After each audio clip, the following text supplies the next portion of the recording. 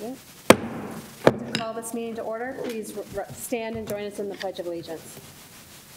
I pledge allegiance to the flag of the United States of America and to the republic for which it stands, one nation, under God, indivisible, with liberty and justice for all.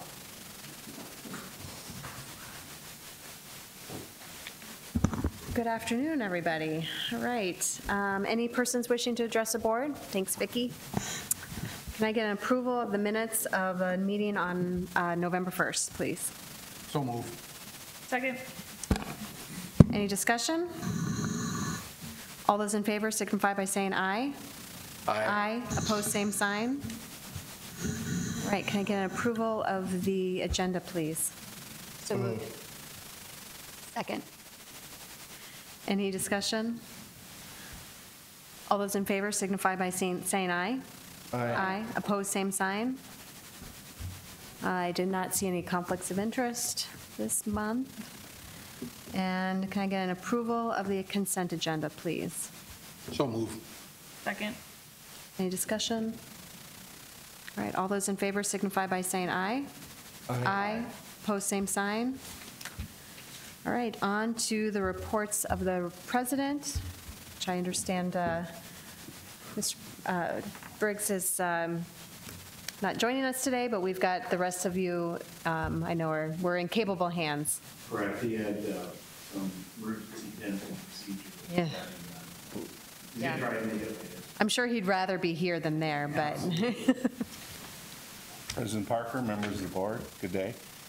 Craig Peters, Director of Academics at Southeast Tech. It is my pleasure to introduce our Southeast Tech. This is our story.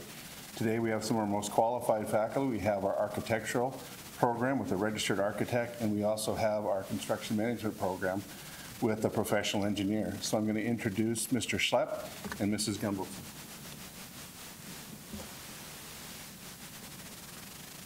Thank you, Dr. Peters. Thank you very much, President Parker. Last time I saw you, we were in Chicago together working at the HLC. Board members and distinguished guests, welcome. My name is Jeff Schlepp. I've been, actually, I did this presentation back in 1984 when Dr. Harris, John Harris was still here. And it's been a little bit long time, and the technology has changed quite a bit. I've lost a lot of hair and I've gained a lot of weight. So I'm glad to be back here. Has the presentation changed? I'm sorry? Has the presentation changed? Presentation is staying exactly the same. Actually, we had little, like a PowerPoint, not a PowerPoint, but screenshots, you know, where you had to reflect it onto the wall. So it was kind of fun. In any event, I'm also gonna now introduce Mrs. Gunvalson. She's going to talk to you about herself as well, where she's from. Well, yes, my name is Kristen Gunvalson, and about 9 years ago, the construction management program started at Southeast Tech. It's a 2-year AAS degree, and before that, we just had architectural engineering, civil engineering, and mechanical engineering as our engineering departments.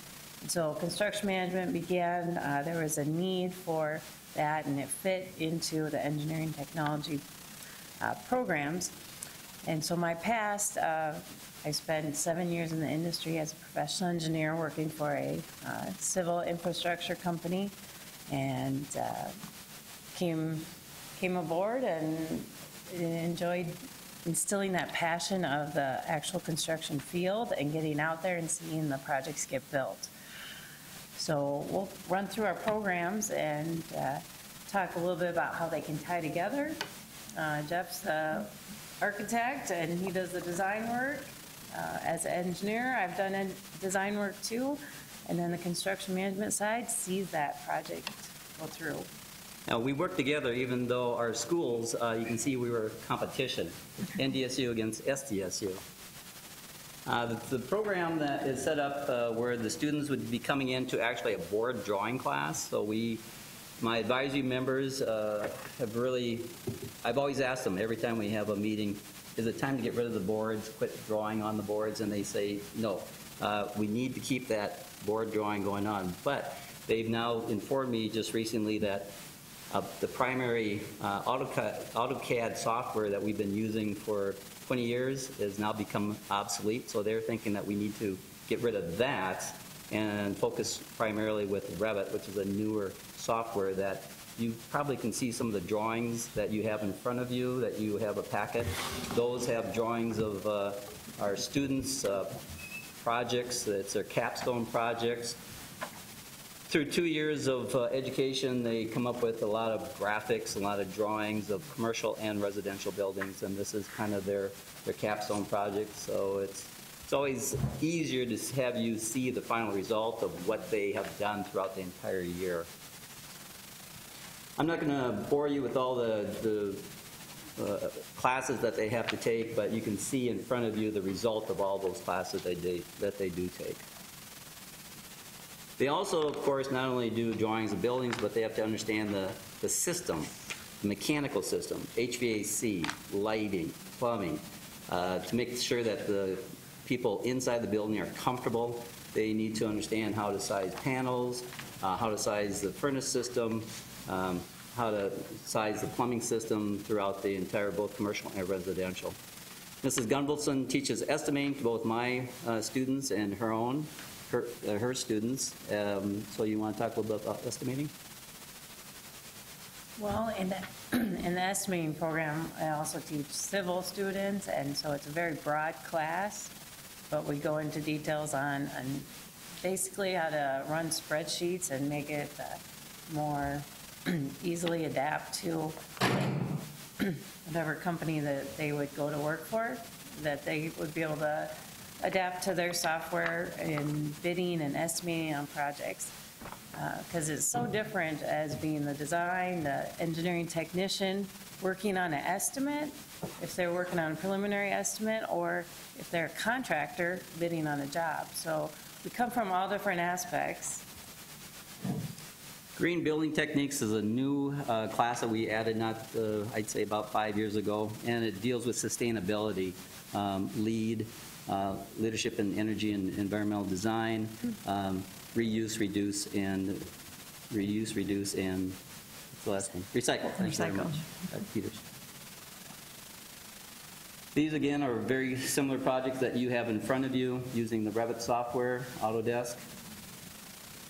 We also teach statics. Mrs. Gunvalson teaches the statics part of it, and I teach the strengths of materials. And as you can see, it's very important that the students understand structure and coming into buildings, why it's important that they are safe, not only buildings, but roads, bridges, whatever it might be. So they have to, there's a lot of math involved in our industry.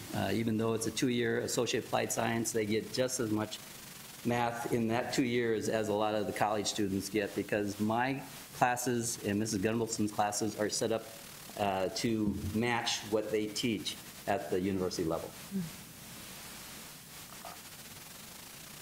Some of the required education classes, of course, they need to have their English comp, technical writing, speech, psychology, social issues, algebra, trigonometry, and computer essentials. Opportunities. When I first started teaching back in 1981, I did not have one student work for an architectural firm for the first 3 years that I was teaching. It was the 4th year I finally got one of my students working for an architectural firm. That firm was Resby Hartman Associates, which actually did the buildings out at Southeast Tech, the very first one and the second one. They actually hired 2 of my students after hiring the first one, and I was very proud of them. That student, Lanny Oringer, opened up his own company I'd say 10 years after, or 12 years after he had worked for that firm, and now he's actually retired. So I have students who go through the whole process, become registered architects, and now retired. I'm still teaching until the year 2020. Don't ask me how that happens, but it happens. We also have students working not only for architectural firms, but mechanical, electrical, structural, residential building contractors, commercial building contractors, interior design firms. I think there's every architectural firm, engineering firm in the city of Sioux Falls has right now or had hired a past student of mine. So I'm really proud of that as well. Ms. Gunvalson can say the same thing about her students. They pretty much are all over both the commercial side as well as residential side of things. And then I always try to push the highway heavy side because that's my background. And I've even worked on some of the projects on the interstate. And it's just fabulous to see my graduate students who thought they would never get out of the warehouse management. And here they are working on a roadway. So the opportunities are just great to see the projects get built and followed through. My students are primarily in the class, or I should say in the office, whereas Mrs. Gunvalson's are a little bit in the office, but mostly outside. So we actually have a dual combined class in which the students can come out after 3 years of education with 2 degrees, both the the construction management as well as architectural engineering. Again, these are just projects that my students have worked on in the past and continue to work on. In fact, I have someone in charge of my classroom at this time because my students are in their finals week and still working on and finishing up the projects. So I'll be leaving and going back to work. This is some of the field trips that construction management, they like I say, they go outside quite a bit and check out a lot of projects, and they are OSHA certified, OSHA 10. 30 hours. Oh, okay, OSHA 30 certified. Yeah, so as far as our classroom goes, we don't have a carpentry lab, and that's a big misconception of our program. It's not carpentry. It's not about using the tools. It's about managing a job. And he briefly touched on the gen ed courses, and I got some feedback from my advisory board and also some job site superintendents who give us these field trips and tours to actually see what's going on at the job site. And he said, psychology is one of the most important classes because you're not just managing the construction project, you're managing the people and really treating them as you would want to be treated. We talk a lot about productivity levels and getting the job done. Quality and balancing that quality with our schedule. We do a lot of construction planning and also the estimating, making sure it comes in under budget. So that's very critical. But yeah, we're mostly in the classroom for the 3 years, or the 3 semesters. And if you are interested and you want to see more of our curriculum, the 4th and final semester that they're in the program, that's when they go out on a practicum. And it's a 8-week course where they're not even on campus. They're out on the job site learning from one of our industry professionals and just learning the skills on the job. And they say they always learn more there anyway. One other thing that we try to do on the architectural side of things is we bring in live projects when appropriate, and they normally are for nonprofit organizations. So we've done a lot of church additions, anything in which we can help out those nonprofits. This fall, we just did a project down in Vermillion where there's a church that came to us, asked us if they could have us drop the design for their new addition. And as a registered architect, I feel comfortable working with my students and accomplishing that. It gives them good hands-on ability, plus they get to work with the committees and speak with them using their speaking skills and their decision-making skills. So that's, again, priceless education right there.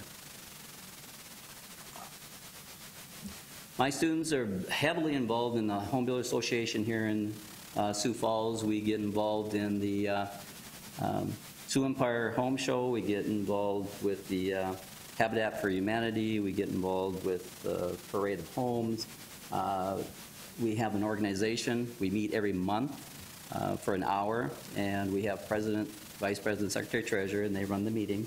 We have speakers come in, and then we apply for grants, and the National Home Builders Association has, again, granted us some money, and then the local matches that so that we can go to either Orlando or Las Vegas, wherever the International Builder Show is at. And that's, again, very good experience for the students.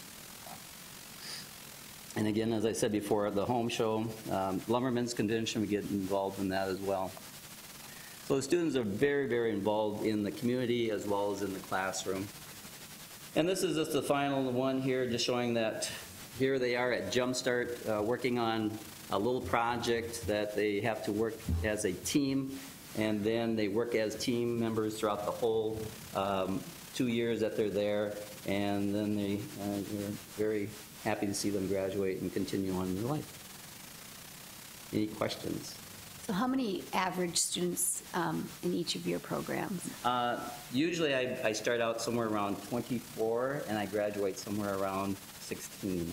And can you join any semester? Like, you could join in the spring? You can actually join any semester. It's kind of a domino effect, the way my program is set up. So if you do come in the spring, you're pretty much taking general education classes so that the load in the next 2 years are going to be less. And that just happened. I just had a student come in, non-traditional student, and he's trying to work full-time as well as trying to go back to school. And so I said, hey, this works out perfectly. We're going to spread this out in 5 semesters so that you can just take a little bit. You're still a full-time student because they've got 12 credits, and then we're just going to put you through and do it easily instead of trying to get through it once. And it works out very nice, yes. Thank you. We normally have 100% placement, and we hope to continue that placement with the economy as strong it is right now in the construction industry. We should have no problem staying that way for the next, well, until I retire, at least. Or if I get fired between them.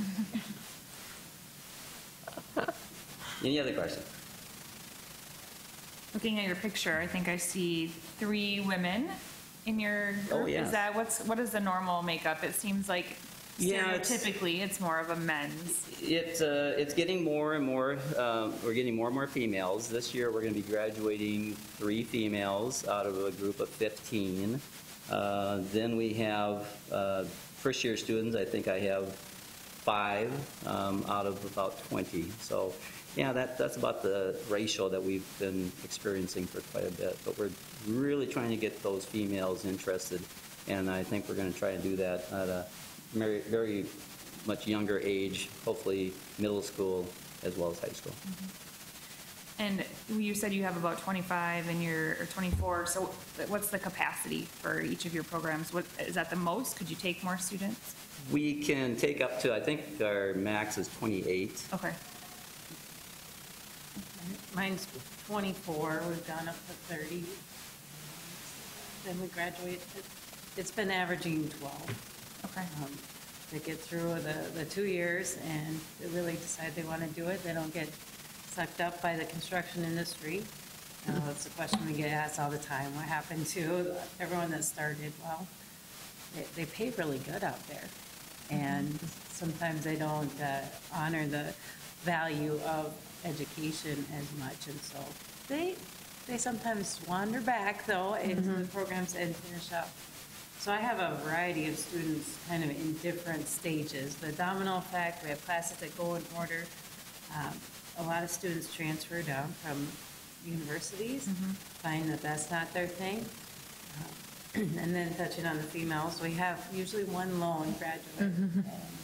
And there's a special place for the females in construction management, and it might not always be out on the job site, bossing people around. It might be more in the office or doing administration work, but it's definitely needed, and I feel honored to teach it and instill that. Does SDSU have construction, is it construction engineering now, or what's their newer program? It is construction management. It's as in well. the arts. It's not in the engineering programs Okay. at SDSU. Has there been any students like from your Oh, program yeah. that, like maybe finish us, is the transferability pretty good? We're working on the articulation right now. No, awesome. And it would probably be 3 more years. Okay. It's a good opportunity, though, for those students to move on if that's what they decide to do. And their program, the 4-year degree, is more focused on office management, whereas our 2-year, we get their feet wet in a little bit of the CAD, a little bit of the surveying, and management, and on the job. Yeah. Great. Any other questions? I think you drive down any road in Sioux Falls and you see multiple building projects, so the job security and the job outlook for these students is wonderful locally. I mean, it's not like they have to leave Sioux Falls to go find a job, but if they wanted to, it's a very good job that you could find in many communities too, so. And we are bringing a lot of students in from northwest Minnesota and northeast, or southwest Minnesota, northeast Iowa. Sure. Quite a bit. Good. Thank you very much. Yeah, Thank sure. you. Thank you. If I can collect these. Yes. Yep. And can I get a motion to approve the academic review report? So moved. Second. Any other discussion?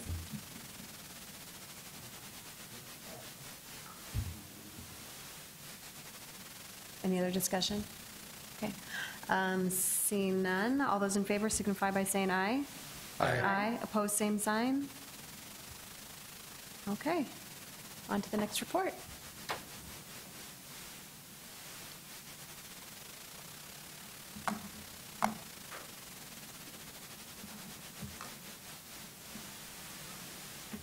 Great. President Parker and members of the school board, it is my honor and privilege as not only the foundation director of the Southeast Tech Foundation, but also an alumni, to talk to you about the Southeast Tech Foundation Capital Campaign. This is something that has been in conversation since I started with Southeast Tech 3 years ago, something that has I think been in talks, but really with the light of environment of change that we've been in for the last couple years, and all of the very positive things that we've seen develop at Southeast Tech, but also the needs of our community, I think have really kind of rallied around to make this the right time to begin to propose or look at the idea of a capital campaign.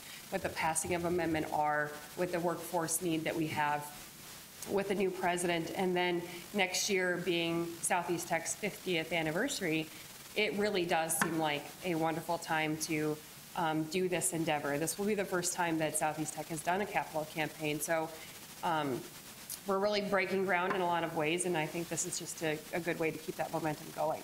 So to give you a little background on really this has been a topic of discussion for some time, but it really kind of came into serious conversation in the fall of 2016 when we were starting to look forward to that 50th anniversary and what are some plans and things that we can do in preparation for that. So that's really when the capital campaign came along. And then we began the RFP process where we did a lot of research to find out what are the best consultants that would assist us along this process. We identified out of that research 3 that we thought would be a good fit for Southeast Tech, and then we did an RFP with those 3. We ultimately decided on selecting NCDS. That's the National Community Development Service Organization. They are the capital campaign group that has been leading those campaigns for Ford and Sioux Falls. So they have a lot of great insight into our city, have already done a lot of wonderful demographic work as far as how our school impacts the community. So they seem to be the best position to assist us in the capital campaign process. While we were doing our research, we were also hosting sector breakfast events to really learn from our industry partners what it is that they need from Southeast Tech. What can we do better? What do we do well? And if there's anything that we're missing. And so those were valuable events to be hosting along the process of research and discovery through coming aboard the capital campaign. So this summer we did a feasibility study led by NCDS to really find out if, one, is a capital campaign feasible? It may sound like a good idea, but do we really have asking rights in the community to do this? So we entered into that feasibility study process this summer. We interviewed 50 partners. We interviewed people that were pro-Southeast Tech. We interviewed people that were con-Southeast Tech, because we really wanted a good balance of information coming forward. And what we found was that there is great support for this endeavor, and that we are in the right time to do this. So the foundation, providing the results from the feasibility study, approved going forward with the capital campaign knowing that there was additional layers that we need to get approval with to move forward on that capital campaign. So then we took it to the Southeast Tech Advisory Council, wanting their endorsement because we feel that it's very important that with the Southeast Tech Advisory Council being the advisory board of Southeast Tech, that our missions always be aligned, that we're always working together to make sure that we're going along the strategic plan that we laid out for the school, and that the work that the foundation does is always in line with the vision of the advisory council. And so when we brought it to them, we realized that it was, and they also endorsed the capital campaign, which is why we are here today. So they endorsed our coming to you to ask for approval of this capital campaign. So the objective of the campaign really is what we found in the feasibility study is what our industry partners want is they want Southeast Tech to do more outputs. You know, we have great facilities, we have really good programming, but they just need more, and they're willing to help us get to more. So the goal is to get to 3,000 students by 2022. So there is a 5-year plan of investment for the capital campaign, and I won't really touch on a lot of the details of the individual parts of this because they're still in draft form. They're being vetted with the industry partners that helped create this plan.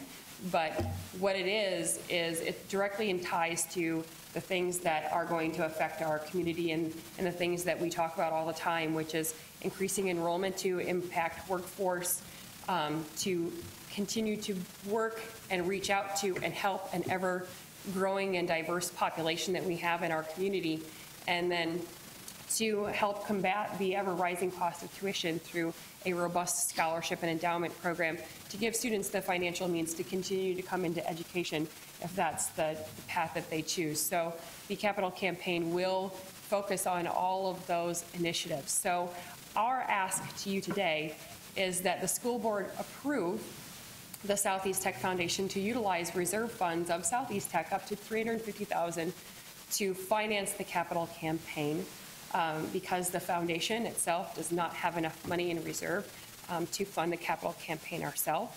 A little background on the foundation. We've actively been fundraising for since 2006. So we're a relatively young foundation in the amount of years that we've been fundraising. However, we have some great milestones in the fact that we have $1 million worth of endowments, but all of those are semi-restricted funding in the fact that all of the money that comes into the foundation right now is, for the most part, going directly back out to benefit students. So that's why we don't have the capital and why we need to approach the Sioux Falls School Board to ask for those reserves funds from Southeast Tech to run the capital campaign.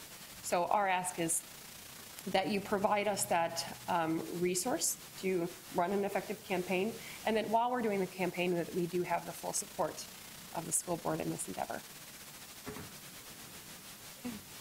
Any questions? Any questions for Shelley? We did talk about this at the work session last week, so most of us are, well, we're all familiar with the background behind the campaign and the financial ask. So anybody have any questions that have come up since then? I applaud how you have already gauged your support in the community before going forward with this, just to kind of see how the success of this campaign will go. So, yeah. Because it's good timing. So, all right, I'm going to read this, and I'd ask for a motion when I'm done. A motion authorizing Southeast Technical Institute to enter into a contract with National Community Development Services, NCDS, to conduct a capital campaign on behalf of the Southeast Tech Foundation, and further authorizes the expenditure of up to $350,000 from Southeast Tech reserves for capital campaign-related costs and expenses. So moved. Second. All right, any further discussion? All right, seeing none, all those in favor signify by saying aye. Aye. Opposed, same sign. Thank you. All right, Rich.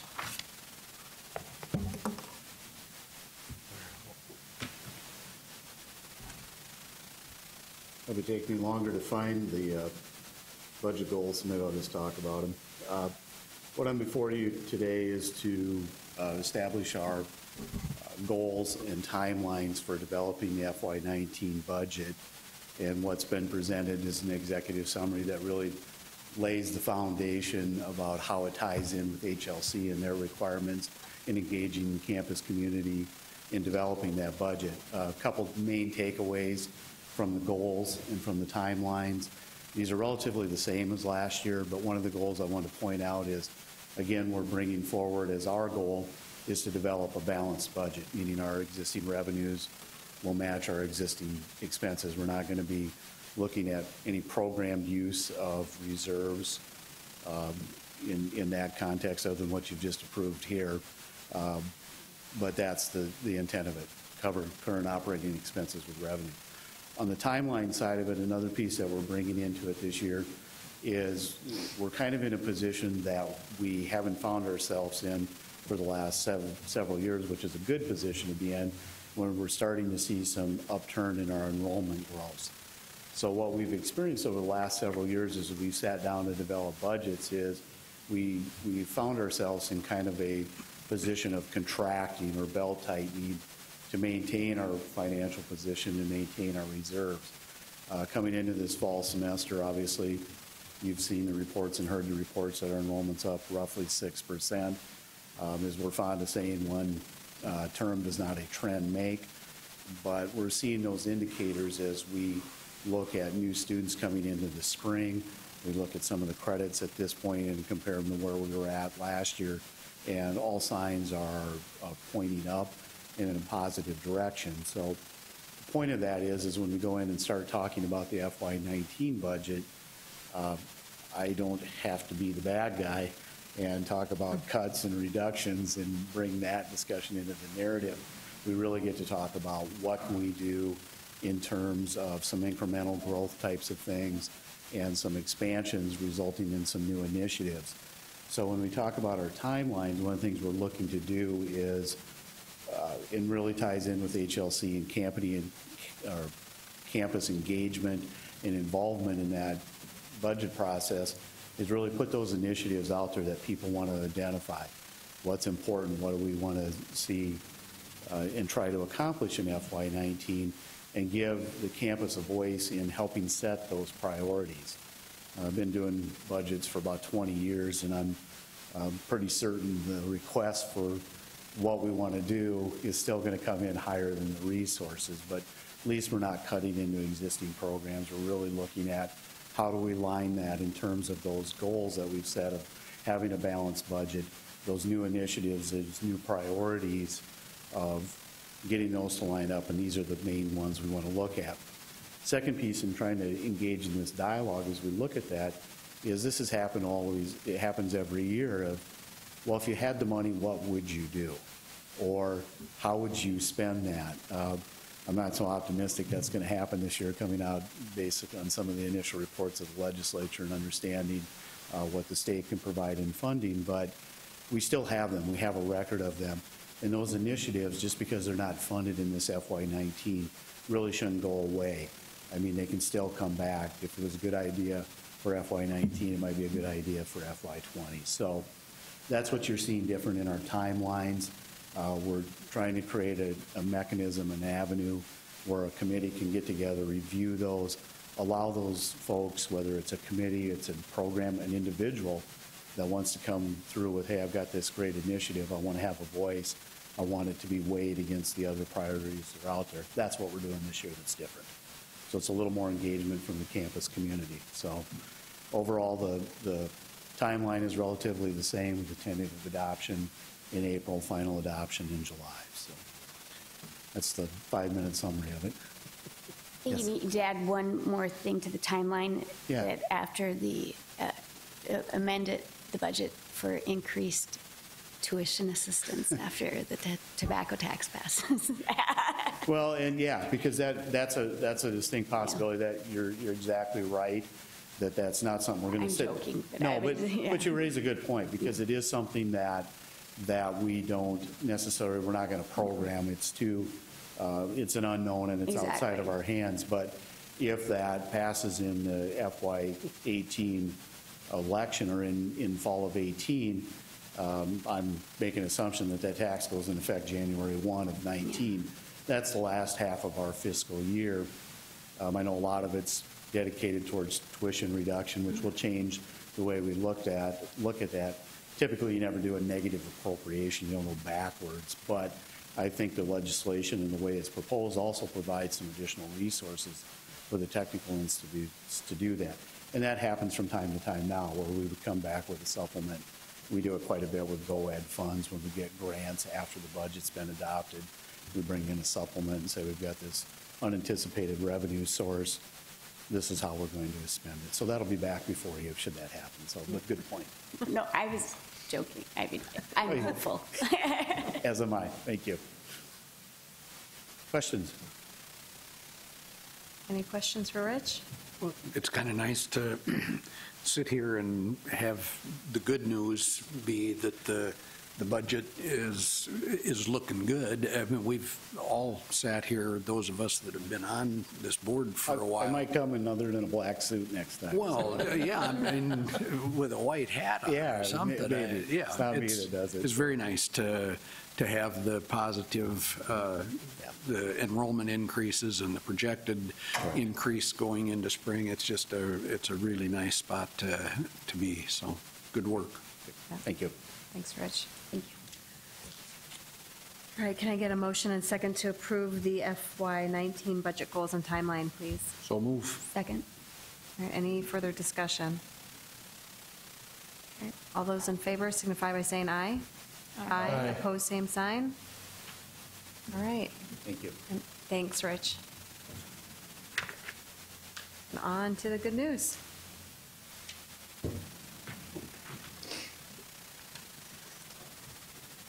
President Parker, members of the board, Jim Jacobson, Vice President of Academics.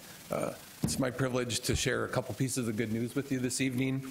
I'd like to start with program expansion that we've just been able to announce on November 21st. We took a team to Huron for a press conference to announce our partnership with the Huron Regional Medical Center, the Huron Nursing Task Force, to offer our RN program in the Huron region starting fall 2018.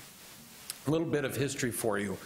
A little over a year ago, we were contacted by David Dick, the CEO at the Huron Regional Medical Center, and he asked if we would come up and visit with him about the possibility of looking at helping them address their nursing shortage.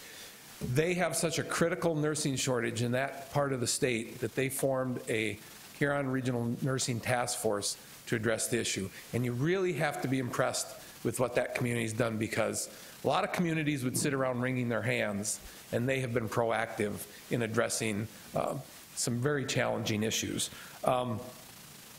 They wanted to know if we would consider or have the capability to bring our RN program to their region and to study the feasibility of what it would take to do that. Through several discussions with our team and their team, we proposed a model that was built on our successful Sanford cohort that we had developed a number of years ago when Sanford asked us to expand our LPN program for them. Couple key pieces with this model that we took away from the Sanford model. First and foremost is that the students, the RN students in the Huron area, are going to be sponsored by task force agencies. So that is, if Mr. Tolke was administrator at a nursing home, we're hoping that he sponsors one or two of his LPNs to come into this program to earn their RN degree. But then also, there's a commitment from that individual to work for a period of time, just that built on the Build Dakota model and the Sanford model. The other thing is that it's a grow your own or an upskilling model. We know, living in South Dakota, that Sioux Falls is just booming. We're doing really well. Unfortunately, young people move to our part of the state, and they're not always real excited about moving to other parts of the state. And so David Dick, his group, very thoughtful in addressing that, in that let's see if we can take folks who have roots here in the Huron area and help them earn that RN degree. Students would be able to start their bridge classes. There's a series of 5 bridge classes that must be completed before you can be admitted into the RN program. They can start those in January. We've built a schedule for that. And then, as I said, they could start their nursing classes in the fall of 18. A couple key takeaways for me that I'd like to share with you is, I think first and foremost is Southeast is responding to an industry request. They've asked for help, and we've been able to help the state. Secondly, I think this program is going to allow us to create a footprint in a part of the state where we haven't had a real strong presence, and I think that's going to be a really good thing. You know, you all have participated in a number of press conferences in your roles as professionals, but also school board members. And you know that in Sioux Falls, attendance at a press conference is highly dependent on what's going on in the rest of the city. In Huron, the room was packed. It was standing room only. I shared with President Griggs that we may have had 200 people there for that press conference. It was a big event. So I also think that footprint in that part of the state is going to help with recruitment and enrollment for us. And then finally, the last takeaway for me is that I think this partnership and this program speaks to the strength of our nursing programs and our nursing team, and that, think about this for a second, Huron approached Southeast Tech out of all the nursing schools in the state to help them address their workforce needs. So I think we should be very proud of our nursing programs, our nursing faculty. They've done a good job, and we're looking forward to moving this forward. Any questions on that program? Okay. No. Next, I'd like to quickly, on behalf of President Griggs and our administrative team, thank Shelley for all of her work with the foundation. President Griggs, I don't think, is in a place that he can talk right now very well, but the drool might indicate. Yeah, you know, be distracting. But thank you, Shelley, for your report and all that you've done to move the foundation forward. Shelley, if you don't know it, has also had a key role in our sector breakfasts, and let's quickly recognize her. Finally, we have one more report for you this evening, and that is that Jackie Danielson is going to give an update on enrollment. But as Jackie comes forward, I'd like to, on behalf of our Southeast Tech campus community, recognize Jackie. We have been without an admissions director for over a year. Jackie was asked to step in, serve as the interim admissions director, and we were all at the meeting where that was talked about, and she reluctantly agreed to do that. But she's done an outstanding job. She has held that team together, not only held them together, but allowed them to move forward with assistance from Russ Krieger. And this year's enrollment report, Rich's budget report reflect the work that Shelley has done. We had our admin team meeting this morning, and she has 3 days left as interim director, actually 2 after today. But Shelley, excuse me, I thank Shelley. Jackie, on behalf of our campus community, thank you for all you've done. Will you come give your enrollment report?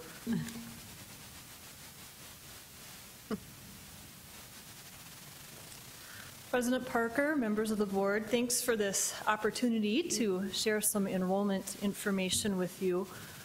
Spring semester enrollment is looking very, very good.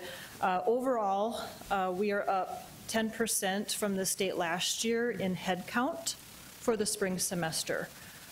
Credit hours for spring, we're at 21,616. What that means is we are up 6% from the state last year in credit hours for the spring semester. So overall, looking very good. For new students, specifically for the spring semester, we currently have 297 accepted. Comparing that to last year, I don't have where we were last year at this time for new students, but we had 275 last spring, new students at the end of the add drop period. So to already be at 297, and we still have a month to go before the spring semester here is excellent. Typically, December tends to be very high traffic, walk-ins, appointments in the admissions office with people stopping in and wanting to get started for January. So we expect that 297 to definitely increase in the next month. Going on to fall semester, also looking really good. We have 400 accepted students for the fall semester as of November 30th. So comparing that to last year, November 30th, we had 211. So, and also kind of looking at where we were last year at the end of December, we had 333.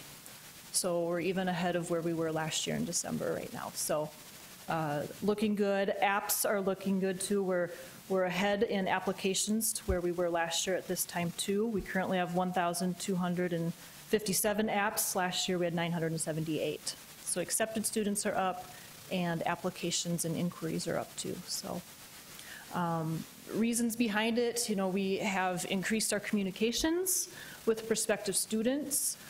We have student workers who are calling prospective students and leading campus tours. Our admissions staff is reaching out to prospective students, and our faculty too.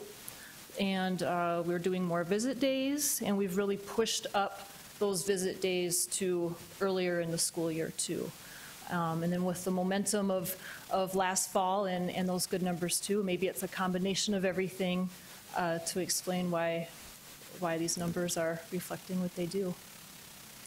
Also good news, Megan Fisher, our new Director of Admissions, will begin on Monday the 11th. So we're looking forward to her leadership, and the admissions team is really looking forward to what Megan can do to keep us moving forward. Any questions for me? Way to take ownership as interim director. Really neat what you've done at Southeast Tech with admissions, so thank you. Thank you. Any other questions? Well, can I get, I don't know if I need a motion for the good news report. Oh, we should have a motion. I'll make a motion to acknowledge the admission report. Okay. All of the good news. All the good news. All the good news. Yeah. All right, I have a first, second, and second. Okay. Any further discussion? Bob, did you want to come up and talk about? Okay. I hope you have a driver. You have a Lyft driver waiting for you? Okay. He's not talking. Okay. All right, no further discussion. All those in favor signify by saying aye. Aye. Aye. Opposed, same sign. Anything else for the good of the order? All right, get a motion to adjourn. So move. Thank you.